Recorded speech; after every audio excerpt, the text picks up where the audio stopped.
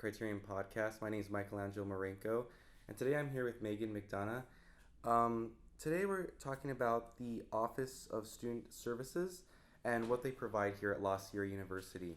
So Megan, please tell me a little bit more about the Office of Disability Services. So our office is one of the main offices that is compliant with the government. So any place that receives government funding needs to have an office dedicated to helping people with disabilities make equal access. So that is my entire job, is to make sure that there is equal access for students on our campus.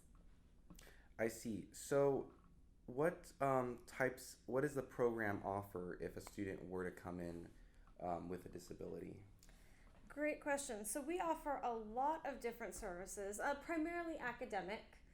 So helping students with disabilities in classroom settings, in testing settings, can do anything from extra time on tests, note-taking in class, recording of class lectures, helping students get around campus with our golf cart. These are the kinds of accommodations that I discuss with students.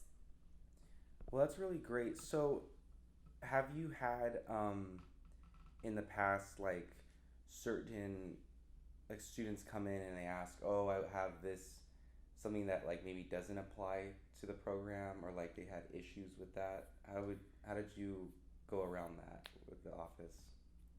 And I think most of the time when people are thinking that, it actually does apply to the program. Mm-hmm. So a lot of times it's people coming in, oh, I didn't know that I qualify. Do I qualify? So there are 5 main categories that qualify under our office. Hearing impaired and deafness, visual impairment and blindness, mobility issues, learning disabilities, and psychological impairments. That covers a very wide range of things. So if someone is questioning it, there's a good chance that my office can do something for them. The biggest ones that I think college students don't realize and are really being hit with are anxiety and depression. Oh, really? Those are 2 of the major areas. If those are interfering with school life, the Wellness Center and my office work very closely together with those 2 diagnoses to help students. And so for students who do, because I know many students do suffer from that nowadays, especially. Mm-hmm. So how does the Office of Disability Services and the Wellness Center work together to help accommodate those students? Well, we have great counselors over at the Wellness Center. So it's always wanting them to seek that help to learn coping skills. But beyond that, if it really is interfering with their lives, the counselors over there are qualified to sign off on what is called a disability verification for my office. So at that point, they'll recommend they come and see me, and then I will have a student register with my office, and then we begin a discussion of what is affecting you, where are you seeing this come out in your life, and as we have that conversation, I can then help figure out what accommodations might help the person do better, be more successful in school. And there is no prescription. If this is the diagnosis, these are the accommodations, because everyone deals with things differently. So it's a very open-ended conversation. So when a student comes in with anxiety or depression, would they need to take an assessment test or see what they would need? No test. The biggest thing is, talking to the counselor. The counselor then sometimes can give suggestions of this is where they're seeing it come out, and I can take that.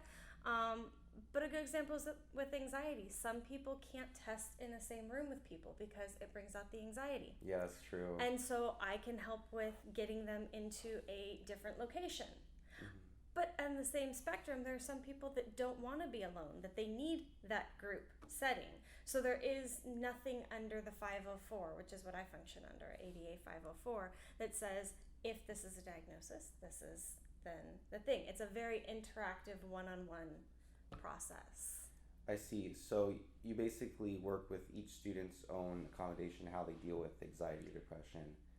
Now, let's say a student is feeling in terms of depression, they're feeling very down one day and they just feel like they can't even get out of bed. How would the Office of Student Disability help cope with that?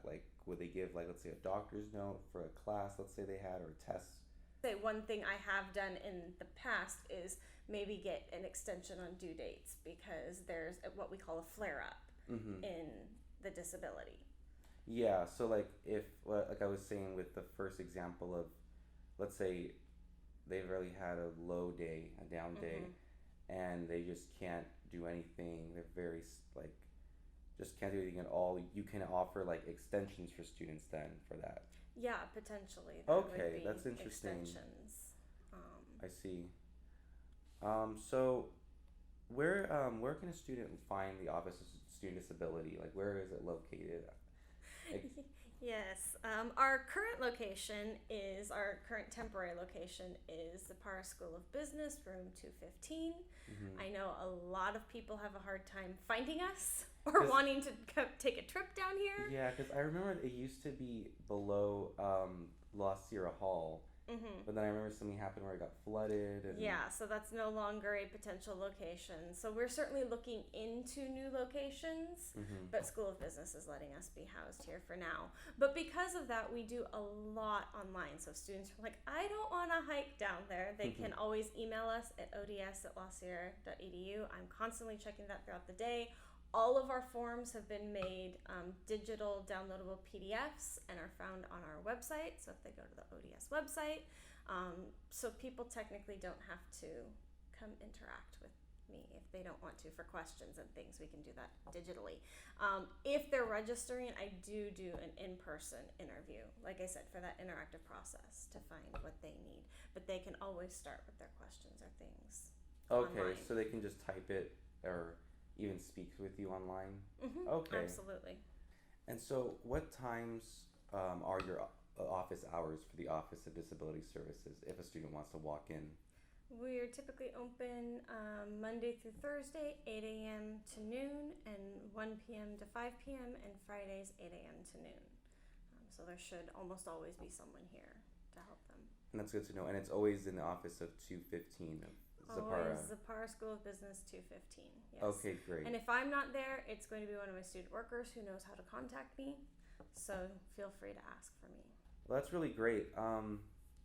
So, what will a student need in order to be registered, like in the office? Like, what would a student, let's say, who can't, is their first time here at La Sierra, and Mhm. they felt like they need these, like their first quarter of class, for example, they weren't doing really well because of a disability or an anxiety they might have. Like, how would they go about in registering for the office? Yeah, absolutely. First quarter, last quarter, it doesn't matter. Life happens. So we are always here. We've tried to make it as simple a process as possible. There's what we call the registration form, which just gives us some basic information on the person. Mm-hmm. I need that. I need what's called the disability verification form. As I said, that can be filled out by the counselors depending on what's happening. Students that had IEPs in high school, that can be used. If you're consulting your own doctors, this can be filled out. So there's a lot of options on that one, but I do have to have documentation for the disability, and then you meet with me. Okay. Well, that's interesting.